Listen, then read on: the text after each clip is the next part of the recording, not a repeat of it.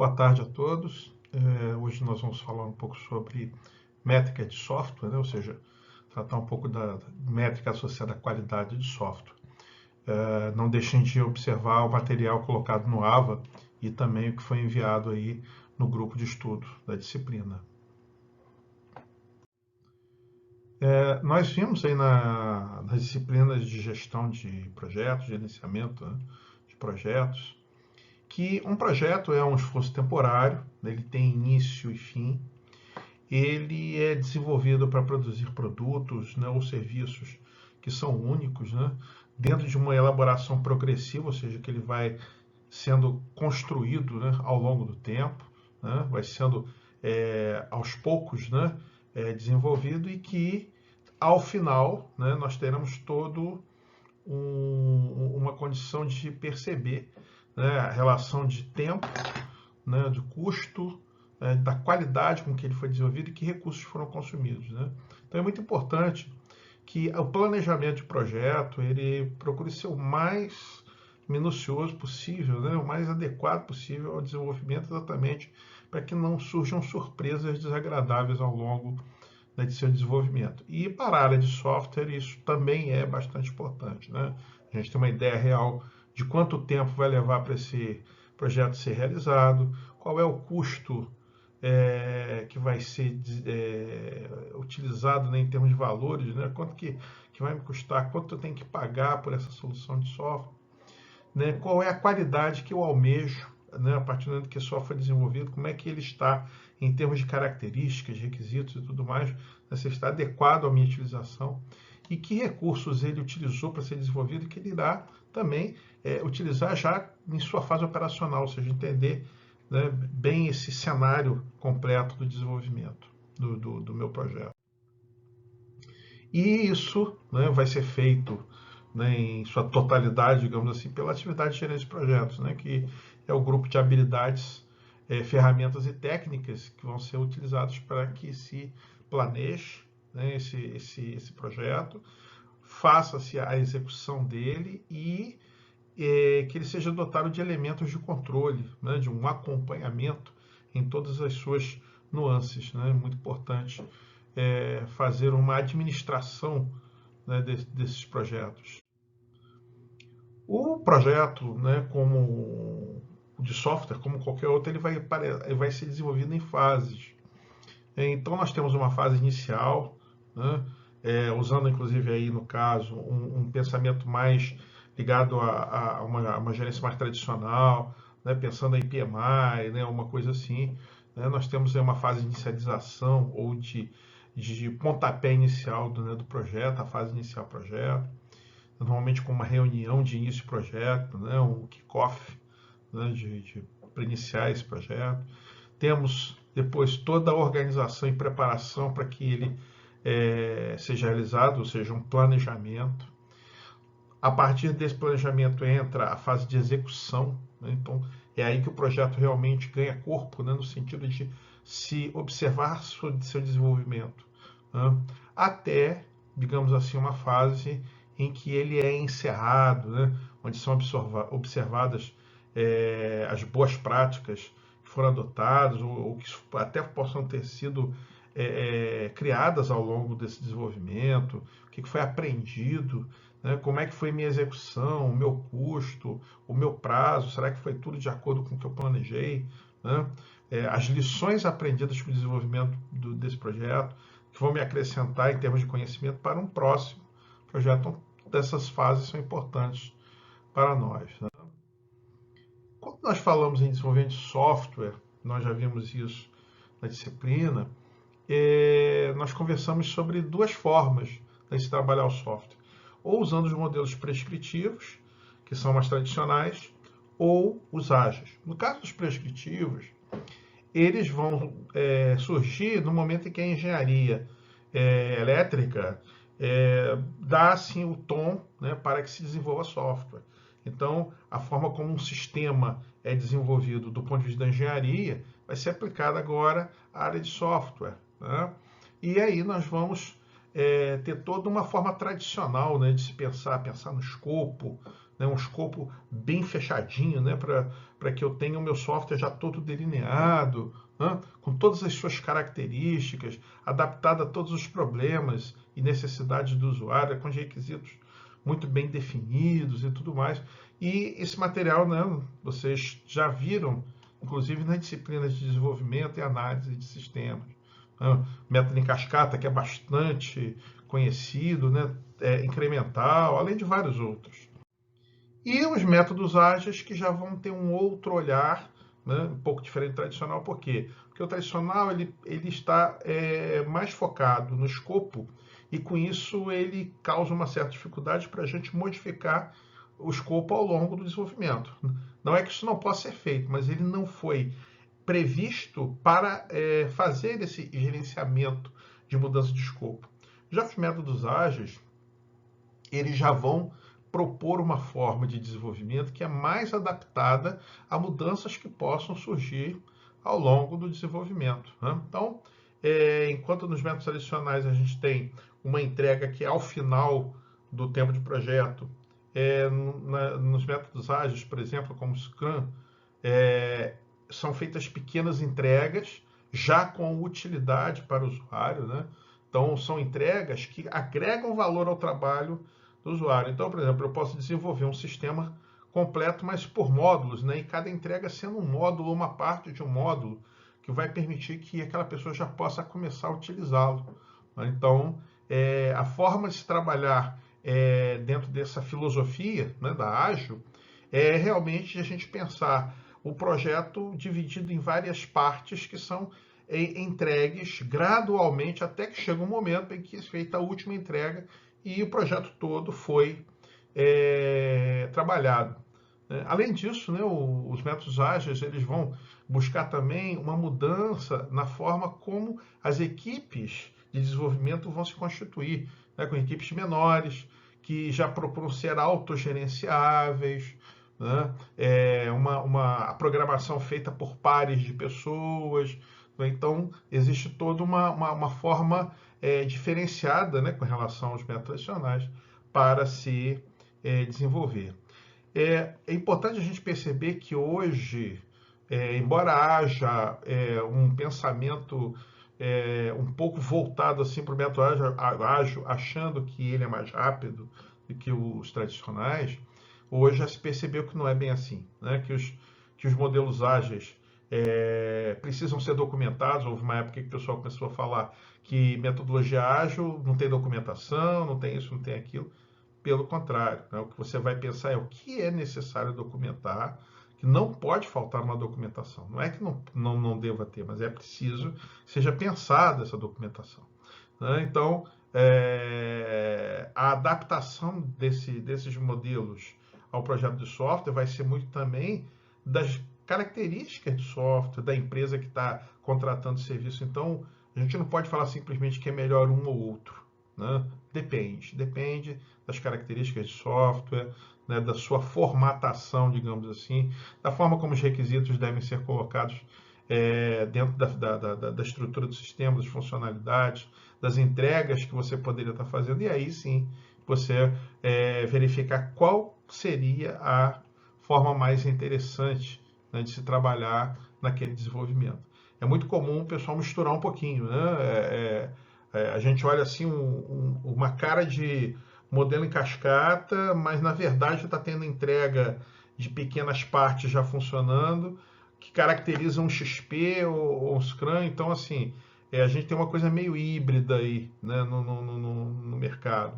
E é o mais interessante, né, ver o que fica melhor para atender realmente o cliente na sua condição. Lembrando que método ágil tem um foco maior no cliente e menos no escopo, e já os métodos tradicionais vão olhar mais o escopo e menos, né, o cliente. Né? A metodologia ágil ela vai exigir que o cliente esteja muito mais ligado, né, ao desenvolvimento do que a tradicional. Então são características diferentes que a gente precisa pensar, né, em estratégias para colocar isso em prática na medida em que estiver desenvolvendo. Né? Mas por que medir software? Né? Em que sentido fazer uma medição? Vejam, todos os recursos envolvidos no desenvolvimento, eles são limitados. Eu tenho um número de pessoas, né, numa equipe que é limitada, de equipamentos que são, né, o seu uso é limitado, tanto hardware, pensando software também, né? Os materiais que eu vou utilizar no desenvolvimento são limitados, enfim. Quando nós falamos de gerenciamento de tempo, custo, escopo, qualidade, o que a gente está tratando, na verdade, é de que eu tenho um determinado nível de recurso e eu preciso fazer um acompanhamento dele para que eu desenvolva esse software dentro de uma condição, né, que seja mais interessante, né, para esse desenvolvimento. Então é necessário eu medir o uso desses recursos. Importante lembrar que a gente, na medida em que vai desenvolvendo software, gostaria, pelo menos, né, de se aperfeiçoar nesse desenvolvimento, né? Gostaria de que as práticas de desenvolvimento fossem melhores, que ferramentas fossem sendo substituídas por outras melhores com o passar do tempo, né? Que esse produto que está sendo desenvolvido ele tenha um nível de produtividade, né, ou que traga um nível de produtividade para quem vai utilizar, que as minhas estimativas, é uma coisa muito importante, né? Estimar não é tão simples, né? Que as minhas estimativas sejam feitas cada vez de uma forma melhor. Enfim, que toda a gerência de projetos que eu vou realizar, olhando todos aqueles aspectos, inclusive se a gente for lá no PMI, pegar todas aquelas áreas, né? Aquisição, custo, tempo, prazo, comunicação e tudo mais, né? Que isso seja feito da melhor forma possível, né? Então, na medida em que eu vou avaliando e medindo, né, eu vou conseguindo então perceber melhor qual é a qualidade do meu trabalho, como é que esse software está sendo desenvolvido, né, e dentro de um patamar de metas, né, e indicadores que vão atestar a qualidade do meu trabalho. Então é importante realmente medir, né? E no momento em que eu consigo fazer com que o meu software tenha mais qualidade, que ele seja desenvolvido com um nível de performance adequado, que a minha equipe, né, está cada vez mais entrosada para poder atender as demandas, tudo isso daí vai dizer respeito à qualidade do software, ou seja, quando a gente vai fazer esse tipo de análise, precisa medir, né? Então, o uso de métrica está associado ao controle de todo um processo de desenvolvimento. Se eu não fizer uma medição, seja na forma qualitativa ou quantitativa, desse desenvolvimento de software, eu não vou conseguir enxergar meus pontos fracos e os meus pontos fortes. Eu não vou conseguir entender realmente se aquele software que foi entregue está dentro de um patamar de qualidade aceitável ou não. Então é necessário que essas formas de se medir, ou seja, usando métricas, né, eu olhando os diferentes aspectos desse desenvolvimento, tragam para mim uma condição, né, de eu perceber como a equipe desenvolve software, e aí sim eu posso tomar uma decisão mais acertada com relação às melhorias a serem promovidas nesse desenvolvimento. Então é muito importante a gente pensar nos objetivos do uso de métricas. Bom, então, para que a gente possa escolher as melhores métricas, né, é importante que a gente observe alguns conceitos importantes. A ideia de medida, né, ou seja, aquilo que vai nos dar uma medição, né, de quantidade, né, uma dimensão, né, ou até mesmo uma capacidade, né, de um determinado atributo. O ato de determinar a medida, que é a medição, né, ou seja, o momento, né, a ação de se fazer, de tomar essa medida. Métrica é a medida que eu adoto, né, eu posso ter uma métrica de pontos por função, posso ter uma métrica por quantidade de linha de código, né, é a métrica que vai dizer para nós, né, que elemento está sendo avaliado, né? E os indicadores, né, associados a uma ideia de meta, né, de quantidade, por exemplo, né, mínima, máxima, média, e aquilo que vai ser obtido, né, para que eu possa ter uma ideia, né, dentro do que eu estou buscando em termos de padrão, né, se está acima ou abaixo dessa meta. Então é muito importante que essas quatro palavrinhas aí estejam bem entendidas, né, no contexto das métricas de software. E o que vai ser a métrica de software? Ou seja, nesses conceitos aí, né, o que a gente vai ter é a medição de um atributo, ele vai ter determinadas propriedades, determinadas características, relacionadas a uma entidade qualquer. Né? Um exemplo disso é quando eu falo número de linhas de código, eu estou olhando o tamanho do meu software. Então, se eu tenho 1000 linhas de código, 2000 linhas de código, estou pensando então aí no tamanho do meu software e pensando também como é que se daria a manutenção desse software, por exemplo. Né? Número de pessoas necessárias para implementar um caso de uso, né? O esforço necessário para se realizar uma tarefa. Então, várias desses elementos que vão aparecer aí, né, o grau de satisfação do cliente, né, tudo aquilo que diz respeito ao software que você puder medir e for realmente relevante, né, deve aparecer como métrica de software. Né? O importante é que essas métricas estejam bem definidas, né, os patamares de aceitação mínimo e máximo delas, as metas a serem atingidas, e a partir daí, então, né, vai se observar realmente se está se trabalhando com um nível de qualidade adequado. Até porque é interessante fazer com que essas metas estejam bem alinhadas com o que o cliente precisa. Né? Uma forma que você tem, inclusive, de estabelecer essas métricas é conversando com o cliente e verificando com ele o que é interessante para se ter, né, dentro do universo de atendimento às suas demandas, né, que critérios seriam esses para poder garantir uma satisfação dele.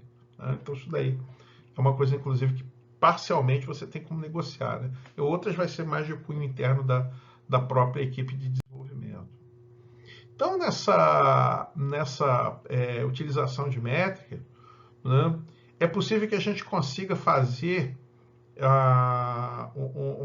digamos assim, elencar, né, 4 tarefas bastante importantes. Entender como é que a coisa acontece, né, ou seja, como esse desenvolvimento ocorre. Promover o controle das etapas do desenvolvimento, né, avaliar como é que esse desenvolvimento está acontecendo e, dentro de um cenário histórico, até poder prever, né, ter uma condição de predição, né, já que existem vários casos sendo tratados, existe uma base de conhecimento relativo ao desenvolvimento de software, e aí você já tem condição de prever um pouco daquilo que pode acontecer. Né? Quer dizer, na medida que vai amadurecendo esse desenvolvimento, você vai se tornando melhor no seu controle, melhor na sua avaliação, melhor no seu entendimento, melhor na sua previsão. Pelo menos é o que se espera, né, na medida em que as métricas vão sendo utilizadas e a equipe, né, o grupo, vai se tornando cada vez mais competente dentro do uso dessas métricas. Então, quando a gente fala no entendimento, né, comportamento e funcionamento dos processos, né, de software, na avaliação, uma forma de você ter condição de tomar decisão com base naquilo que você estabeleceu, né, nos padrões que você vai utilizar e tudo mais. Você poder controlar processos, isso daí é muito importante no desenvolvimento, inclusive em algumas situações aí, por exemplo, de software desenvolvido para a licitação, em licitação, né? Software desenvolvido em licitações públicas, né? Quando surge, né, editar licitação para desenvolvimento, muitas vezes são cobrados, né, métodos de controle interno lá da equipe para verificar essa qualidade. Então, é importante que isso seja visto, né, com critério. E a previsão, como eu falei antes, né, de se prever determinados valores. Por exemplo, eu, a partir de uma métrica de ponto de função, eu posso aí prever, ter uma ideia de quanto vai custar desenvolver esse software. É uma possibilidade, dentre várias outras. Tá? Bom, mas existe uma métrica melhor do que outra? Sim, depende do contexto, mas, de uma forma geral, né, mais genérica, quais são as mais interessantes? São aquelas que, primeiro, que pode ser calculada com muita facilidade e as pessoas vão entender. Né? Você vai realizar, vai testar, vai mostrar ali, as pessoas vão entender. Essa, sem dúvida, é uma métrica desejável. uma métrica que possa se fazer uma análise estatística dela, porque os números vão ajudar nisso, né? Expressem uma unidade que seja de fácil compreensão, né? E que ela possa ser obtida o quanto antes dentro desse ciclo de produção de software. Então, quanto antes você tiver acesso a essa métrica, melhor, né?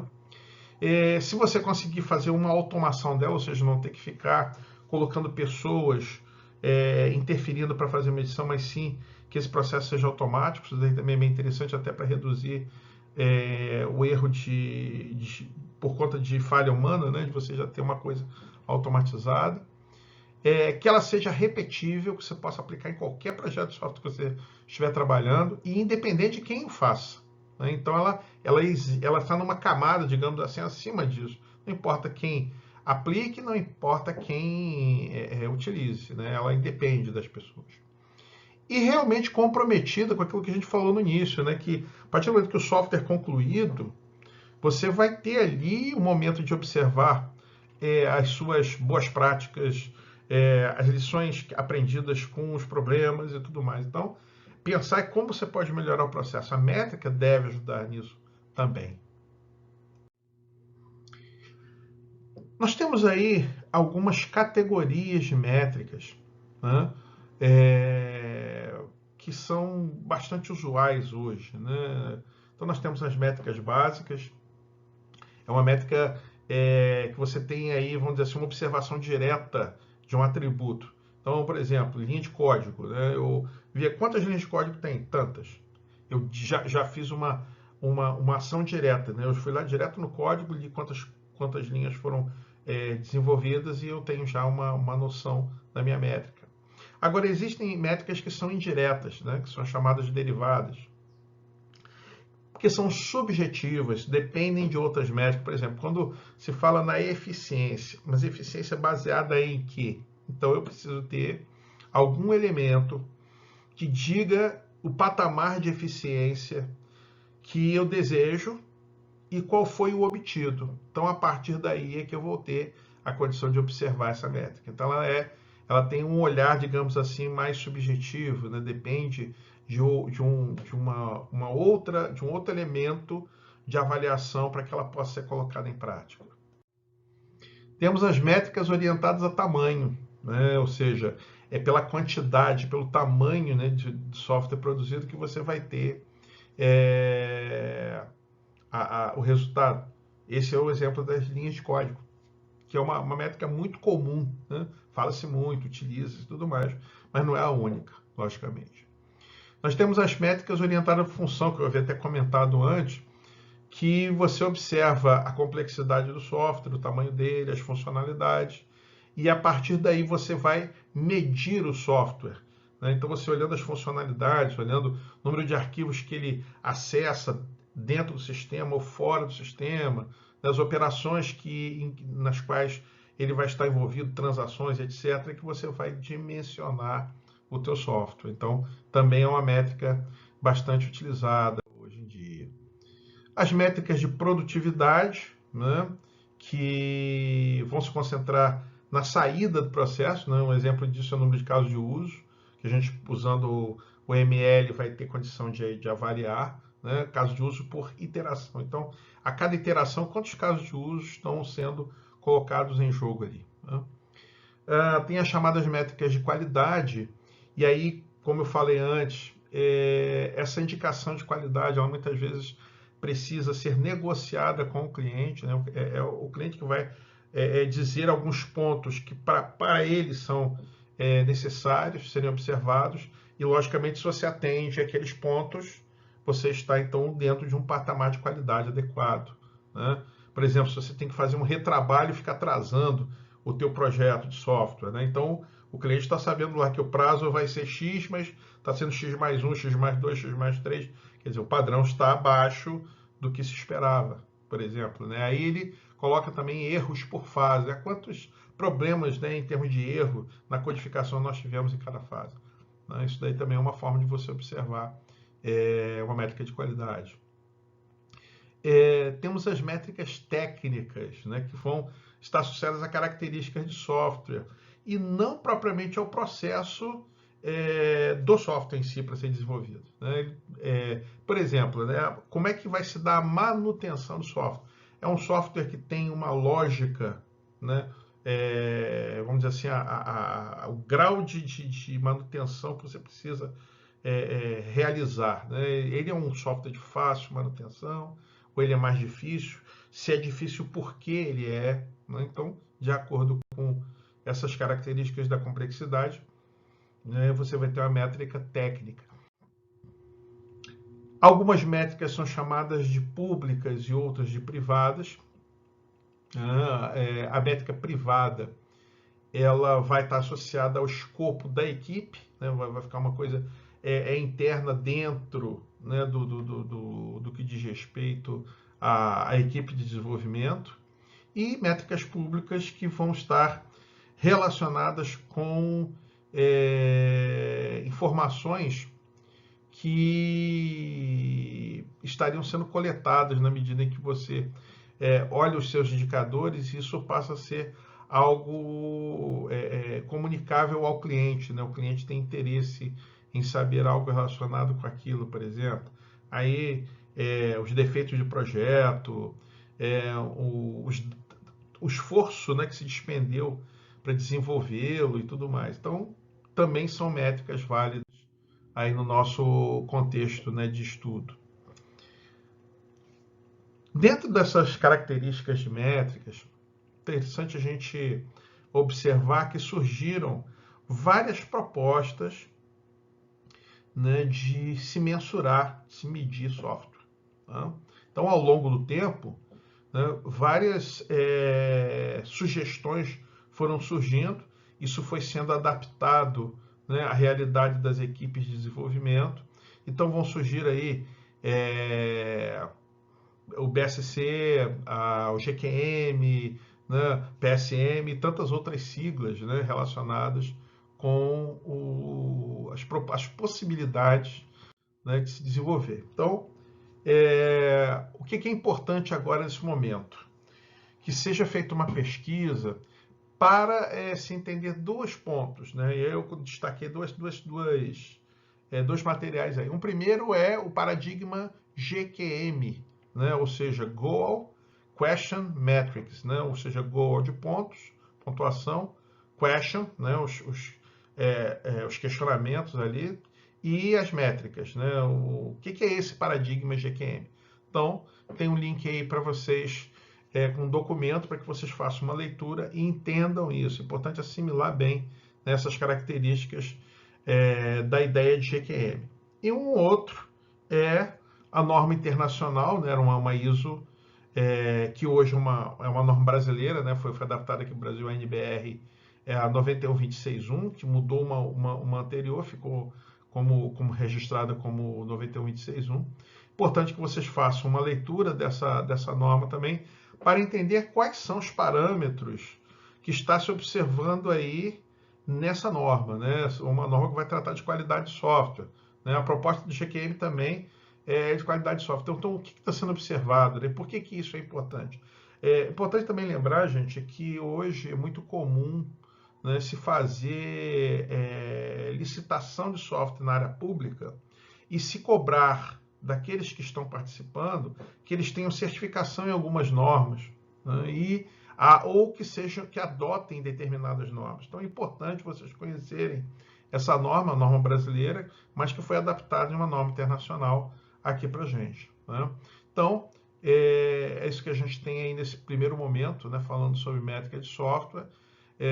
Depois nós vamos continuar com mais assuntos relacionados, tá ok? Procurem fazer a leitura, né, estudar e verificar também se há alguma atividade correspondente no AVA para que vocês realizem, tá bom? Obrigado, boa noite.